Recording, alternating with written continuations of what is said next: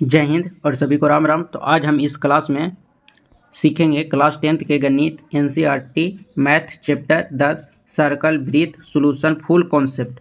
इस क्लास में कॉन्सेप्ट को भी जानेंगे और एक्सरसाइज को भी हल करेंगे। तो वीडियो में शुरू से लास्ट तक बने रहेगा। आपको और चैप्टर का वीडियो देखना है तो प्लेलिस्ट में जाएगा, आपको चैप्टर वाइज आपको वीडियो देखने को मिल जाएगा, वहाँ से सारे चैप्टर की वीडियो को देख सकते हैं। चलिए बिना देरी करते हुए वीडियो को स्टार्ट करते हैं। तो देखिए पहला जो है कि ब्रीथ क्या होता है कि एक तल पर स्थित उस बिंदु के समूह जो एक निश्चित बिंदु के केंद्र से अचर दूरी को त्रिज्या पर होता है, जो अचर दूरी की त्रिज्या पर होता है। तो जैसे एक बिंदु है, ये बीच में निश्चित एक केंद्र होता है, केंद्र मानते हैं, और केंद्र की ये जो दूरी होता है इसको क्या बोलते हैं, त्रिज्या बोलते हैं। ठीक है, कहीं पे कोई दिक्कत नहीं। दूसरा आच्छेदक रेखा वह रेखा जो वृत्त को कहीं नहीं काटती। आच्छेदक रेखा का मतलब वृत्त को कहीं नहीं काटेगा, इधर रहेगा इधर रहेगा, तो काट रहा है, वृत्त को नहीं काट रहा है, तो ये आच्छेदक रेखा हो गया। छेदक रेखा वह रेखा जो वृत्त के दो बिंदु को प्रतिच्छेद करता है, दो बिंदु को, जैसे एक बिंदु ये है एक बिंदु ये है, तो यहाँ से यहाँ ऐसे कट जाएगा, तो ऐसे जो पूरा काटेगा छेदक करके पार हो जाएगा, वृत्त से दोनों तरफ पार हो जाएगा, उसको बोलेंगे दो बिंदु को प्रतिच्छेदक रेखा। स्पर्श रेखा वह रेखा जो वृत्त के केवल एक बिंदु पर ही स्पर्श करता है, जैसे केवल एक बिंदु पर, जैसे एक वृत्त है तो एक बिंदु यहाँ पे है, तो यहाँ से ऐसे काटेगा तो ये स्पर्श रेखा हो गया। तो एक ही बिंदु पर काट रहा है, यहाँ पे एक बिंदु है, अगर मान लिया जाए इधर भी है तो इधर भी काटेंगे तो एक ही बिंदु पर कटेगा, इधर भी करेंगे तो एक ही बिंदु पर कटेगा, इधर भी करेंगे तो एक ही बिंदु पर कटेगा, एक बिंदु पर कटेगा, बाकी इसका स्पर्श रेखा होगा जो अनेक होगा, अनंत पर होगा। यहाँ मान लेंगे कि एक बिंदु है तो यहाँ से ऐसे काट सकते हैं, यहाँ पे मान लेंगे तो यहाँ से ऐसे काट सकते हैं। ठीक है, तो इसका अनेक स्पर्श रेखा खींचा जा सकता है, बाकी एक ही बिंदु पर अनेक ठीक है, अनेक स्पर्श रेखा खींची जा सकती है। उस बिंदु को स्पर्श बिंदु भी कहते हैं। क्या कहते हैं? उस बिंदु को स्पर्श बिंदु भी कहते हैं। स्पर्श रेखा की विशेषता, स्पर्श रेखा के कुछ महत्वपूर्ण विशेषता होता है। यह एक वृत्त के केवल एक बिंदु को छूती है, वृत्त को केवल एक बिंदु को छू रहा है ना, जैसे यहाँ पे बिंदु है तो यहाँ से स्पर्श रेखा करेंगे तो एक बिंदु को छुएगा, यहाँ पे करेंगे तो एक बिंदु को छुएगा, यहाँ करेंगे तो जहाँ छुएगा वहाँ पे एक ही बिंदु को छुएगा, स्पर्श रेखा जैसे टच करके पार हो तो एक बिंदु को ही छुएगा। ठीक है, ये भी ध्यान में रखेंगे। दूसरा पॉइंट है कि स्पर्श बिंदु त्रिज्या के लंबवत होता है। स्पर्श बिंदु क्या होता है? त्रिज्या के लंबवत होता है। जैसे एक वृत्त है, ये त्रिज्या है, ये त्रिज्या है, तो त्रिज्या के क्या होगा, ये लंबवत होगा। ऐसे इधर से भी करेंगे तो ये त्रिज्या के क्या होगा, लंबवत होगा। इधर से भी करेंगे तो ये त्रिज्या के क्या होगा, लंबवत होगा। इधर से भी करेंगे तो ये जो यहाँ से यहाँ तक की दूरी होगा तो इसके पर क्या होगा, लंब होगा। जैसे अगर ए बी एक लंब है, ए बी एक समतल है, तो इसको पर ऐसे कोई एक बिंदु जैसे डी लंब डालें ऐसे, तो ये क्या होता है, लंब होता है। तो इस तरह से त्रिज्या पर क्या होता है, लंब होता है। वृत्त के बाहर किसी भी बिंदु से दो स्पर्श रेखा खींची जा सकती है। कितनी स्पर्श रेखा खींची जा सकती है? दो। एक बाहर में, बाहर की अगर त्रिज्या है बाहर में, तो दो ही स्पर्श रेखा खींची जा सकती है। एक स्पर्श रेखा ये, इधर से एक स्पर्श रेखा ये, तो बाहर में दो ही स्पर्श रेखा खींची जा सकती है। ठीक है, तो ये भी ध्यान में रखेंगे। चलिए नेक्स्ट है, आप देखिए यहाँ पे आपको वृत्त के छाप के अच्छा से बताया गया है कि क्या है। तो देखिए ये हो गया स्पर्श रेखा, ये हो गया छेदक रेखा जो एक दो बिंदुओं को छेदक करते हुए पार कर जा रही है। ये हो गया व्यास और ये हो गया त्रिज्या। ये हो गया दो बिंदु को मिलाने वाली जो रेखा है, दो बिंदु को मिलाने वाली रेखा को त्रिज्या जीवा कहते हैं। क्या बोलते हैं? जीवा कहते हैं। और ये जो यहाँ से यहाँ तक की दूरी है इसको चाप बोलते हैं, या ए बी की लंबाई, जैसे ए बी, तो ए बी की लंबाई जिसको चाप बोलते हैं। क्या बोलते हैं? चाप बोलते हैं। तो यहाँ पे भी आपको फिगर में दिख गया होगा, जो ऊपर में कॉन्सेप्ट बताए हैं बस वही चीज़ है। जीवा जो एक बिंदु से दूसरे बिंदु को मिलाने वाली जो लंबाई होता है उसको जीवा कहते हैं, या प्रतिच्छेद करता है उसको जीवा कहते हैं। चलिए आप प्रश्नों को हल करते हैं। तो देखिए एक्सरसाइज 10.1, एक्सरसाइज कितना है, 10.1 का पहला जो प्रश्न है, पहला प्रश्न कि एक वृत्त में कितनी स्पर्श रेखा खींची जा सकती है। ऐसे एक वृत्त है तो वृत्त में अनेक स्पर्श रेखा खींची जा सकती है। अभी बताया था आपको कॉन्सेप्ट में कि अनेक रेखा खींची जा सकती है, स्पर्श रेखा। बाकी अगर बाहर में बोलेगा कि एक बिंदु पर कितनी स्पर्श रेखा खींची जा सकती है बाहर में, तो दो स्पर्श रेखा खींची जा सकती है, वो भी याद रखिएगा। इसका जो आंसर होगा अनेक होगा। ठीक है, दूसरा प्रश्न कि रिक्त स्थानों को पूर्ति कीजिए। किसी वृत्त की स्पर्श रेखा एक बिंदु पर ही प्रतिच्छेद करता है। कितना बिंदु पर? एक बिंदु पर। अभी बताएं कि प्रतिच्छेदक जो बिंदु रेखा होता है वो स्पर्श करता है तो केवल एक ही बिंदु पर करता है। यहाँ पे एक ही बिंदु रहता है, इधर भी अगर करते हैं तो एक ही बिंदु पर प्रतिच्छेद करता है। दूसरा, वृत्त को दो बिंदुओं पर प्रतिच्छेद करने वाली रेखा को क्या कहते हैं?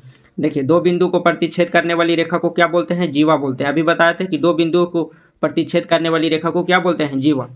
तो यहाँ पे हो जाएगा जीवा। और पार कर जाएगी तो उसको बोलेंगे छेदक रेखा। जो एक दूसरे को पार कर देगी मतलब छेद कर देगी उसको बोलते हैं छेदक रेखा। तीसरा है कि एक वृत्त की समानांतर स्पर्श रेखा हो सकती है। समानांतर स्पर्श रेखा हो सकती है ना, समानांतर रेखा तो होबे करता है। तो कितना समानांतर रेखा होता है? तो यहाँ पे एक वृत्त है तो इसके और इसके पे दो ही समानांतर क्या होता है? स्पर्श रेखा खींची जा सकती है। कितना खींची जा सकती है? दो को। इधर से करेंगे तो आप दो ही पाएंगे, इधर से भी करेंगे तो इधर से भी दो पाएंगे, ऐसे भी करेंगे तिरछे भी करेंगे तो दो ही पाएंगे। तो कितना? तो दो समानांतर स्पर्श रेखा पा सकते हैं। ठीक है, एक वृत्त में। वृत्त तथा उसकी स्पर्श रेखा के उभयनिष्ठ बिंदु को क्या कहते हैं? तो उभयनिष्ठ बिंदु को आपको बताए थे, उसको स्पर्श बिंदु कहते हैं। स्पर्श बिंदु, स्पर्श बिंदु कहते हैं, स्पर्श बिंदु कहते हैं। तो एक बार इसको क्या कर लेंगे? स्क्रीनशॉट कर लेंगे। चलिए नेक्स्ट प्रश्न को हल करते हैं। तीसरा है कि 5 सेंटीमीटर त्रिज्या वाले एक वृत्त के बिंदु P पर स्पर्श करती है और PQ और केंद्र O से जाने वाली एक रेखा बिंदु Q पर इस प्रकार मिलती है कि OQ 12 सेंटीमीटर और PQ की लंबाई याद कीजिए। ठीक है, अगर एक हम वृत्त बनाएं ऐसे, अगर ये वृत्त है तो इसको केंद्र को क्या मानेंगे? O मानेंगे। O मान लिए। आप देखिए कि यहाँ पे बोला है कि P स्पर्श रेखा है, तो मान लिया जाए कि P स्पर्श रेखा है तो P यहाँ पे होगा, स्पर्श रेखा है। और 5 सेंटीमीटर त्रिज्या है तो 5 सेंटीमीटर की क्या हो गया? त्रिज्या R बना दिए 5 सेंटीमीटर का, त्रिज्या 5 सेंटीमीटर का। अब जाने वाली रेखाखंड के Q बिंदु पर इस प्रकार मिलती है, तो ये Q बिंदु पर इस प्रकार ऐसे मिल जाएगा, तो ये Q बिंदु पर हो गया। अब OQ कितना दिया है? 12 सेंटीमीटर दिया है, तो OQ कितना हो गया? 12 सेंटीमीटर। हमको निकालना है PQ की लंबाई। तो यहाँ पे लिखेंगे हल लिखने के बाद जो चीज़ दिया है त्रिज्या, तो त्रिज्या कितना दिया है? त्रिज्या दिया है 5 सेंटीमीटर। 5 सेंटीमीटर के बाद लिख सकते हैं कि OP बराबर कितना है? 5 सेंटीमीटर है। और OQ कितना है? 12 सेंटीमीटर है। तो हमको निकालना है क्या? PQ निकालना है। अब PQ निकालना है तो देखिए एक त्रिभुज बन गया, तो त्रिभुज करेंगे कि त्रिभुज OQP में पाइथागोरस परिमेय से, तो पाइथागोरस परिमेय से जब चलेंगे तो क्या हो जाएगा कि कर्ण का स्क्वायर, तो ये कर्ण हो जाएगा इसका, ये कर्ण हो जाएगा, ये ऊंचाई हो जाएगा और ये आधार हो जाएगा। तो यहाँ से लिख सकते हैं कि QP का होल स्क्वायर बराबर OP का होल स्क्वायर प्लस OQ का होल स्क्वायर। ठीक है, अब इतना लिखने के बाद अब हमको यही चीज़ निकालना है कि QP का होल स्क्वायर बराबर OP, तो OP कितना है? 5 सेंटीमीटर। यहाँ पे देखेंगे तो कितना है? 5 सेंटीमीटर, तो 5 का स्क्वायर प्लस OQ, तो OQ कितना है? 12 सेंटीमीटर, तो 12 का होल स्क्वायर। ठीक है, अब इसको हल कर देंगे। अब यहाँ से लिखेंगे कि QP बराबर स्क्वायर है तो अंदर रूट आ जाएगा, इधर 5 का स्क्वायर 25 प्लस 12 का स्क्वायर 144। QP बराबर क्या हो जाएगा? अंदर द रूट जोड़ेंगे तो कितना हो जाएगा? 5 4 9, 4 और 2 6 और 1 169। 169 का वर्गमूल कितना आता है? 13। तो QP बराबर हो जाएगा 13 सेंटीमीटर। कितना हो जाएगा? 13 सेंटीमीटर। इसीलिए QP की लंबाई बराबर कितना हो जाएगा? 13 centimetre is the right answer हो जाएगा। ठीक है, तो एक बार क्या कर लेंगे, इसको स्क्रीनशॉट ले लेंगे और चलिए नेक्स्ट प्रश्न को हल करते हैं। चलिए हो गया। चलिए नेक्स्ट प्रश्न। ठीक है, अब देखिए प्रश्न में बोला है, प्रश्न नंबर 4 कि एक वृत्त खींचिए। तो पहले एक वृत्त बनाएंगे, अच्छा नहीं बना, एक वृत्त बन गया। वृत्त का ये केंद्र है। एक ही दी गई रेखा के समानांतर दो ऐसे रेखा खींचिए। एक ही दी गई समानांतर रेखा के दो ऐसे रेखा खींचिए कि उसमें एक स्पर्श रेखा हो और दूसरा छेदक रेखा हो। ठीक है, तो स्पर्श रेखा, तो स्पर्श रेखा इसको ऐसे बना देंगे, इसको लिख देंगे कि स्पर्श रेखा है। क्या है? स्पर्श रेखा। ये हो गया स्पर्श रेखा।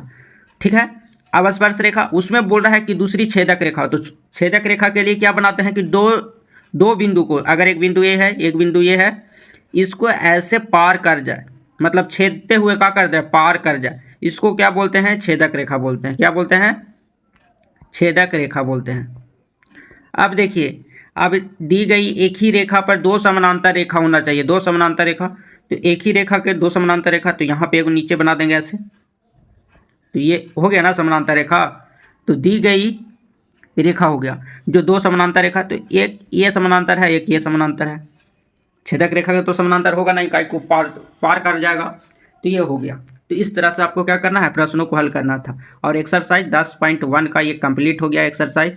तो क्लास कैसा लगा कमेंट करके ज़रूर बताइएगा, और क्लास आपको अच्छा लगा होगा तो लाइक करिएगा, शेयर करिएगा। मिलेंगे नेक्स्ट वीडियो में। जय हिंद और सभी को राम राम।